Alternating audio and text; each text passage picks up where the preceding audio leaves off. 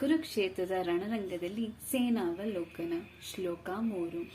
ಪಶ್ಯೈತಾಂ ಪಾಂಡುಪುತ್ರಾಣಂ ಆಚಾರ್ಯಮಹಿತಂ ಚಮೂಂ ವ್ಯೂಢಂ ದೃಪದಪುತ್ರೇಣ ತವ ಶಿಷ್ಯಾಣ ಧೀಮತ.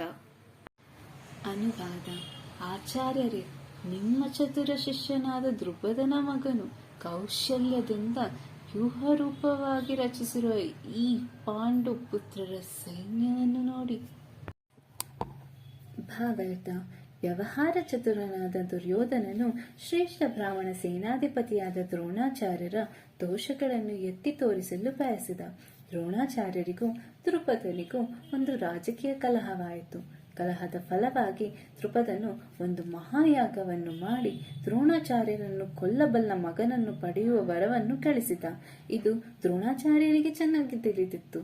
ಆದರೂ ದೃಪದನ ಮಗ ದುಷ್ಯದ್ಯುಮ್ನನಿಗೆ ಯುದ್ಧ ವಿದ್ಯೆಯನ್ನು ಕಲಿಸಲು ಅವರಿಗೆ ಒಪ್ಪಿಸಿದಾಗ ಉದಾರ ಮನಸ್ಸಿನ ಬ್ರಾಹ್ಮಣರಾಗಿ ಅವರು ತಮಗೆ ತಿಳಿದ ಎಲ್ಲಾ ಅಸ್ತ್ರಶಸ್ತ್ರ ರಹಸ್ಯಗಳನ್ನು ಅವನಿಗೆ ಹೇಳಿಕೊಡಲು ಹಿಂದೆಗೆಯಲಿಲ್ಲ.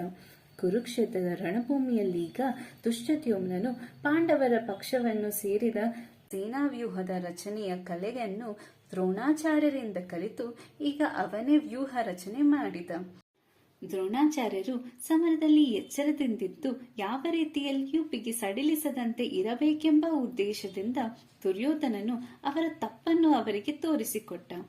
ತಮ್ಮ ಪ್ರಿಯ ಶಿಷ್ಯರಾಗಿದ್ದ ಪಾಂಡವರ ವಿಚಾರದಲ್ಲಿ ಇದೇ ರೀತಿ ಉದಾರವಾಗಿರಬಾರದು ಎಂದು ಎತ್ತಿ ಹೇಳಲು ಬಯಸಿದ. ಯುದ್ಧದಲ್ಲಿ ಅಂತಹ ಔದಾರ್ಯ ತೋರಿಸಿದರೆ ಸೋಲಾಗುತ್ತದೆ ಎಂದು ದುರ್ಯೋಧನನು ಎಚ್ಚರಿಸಿದ.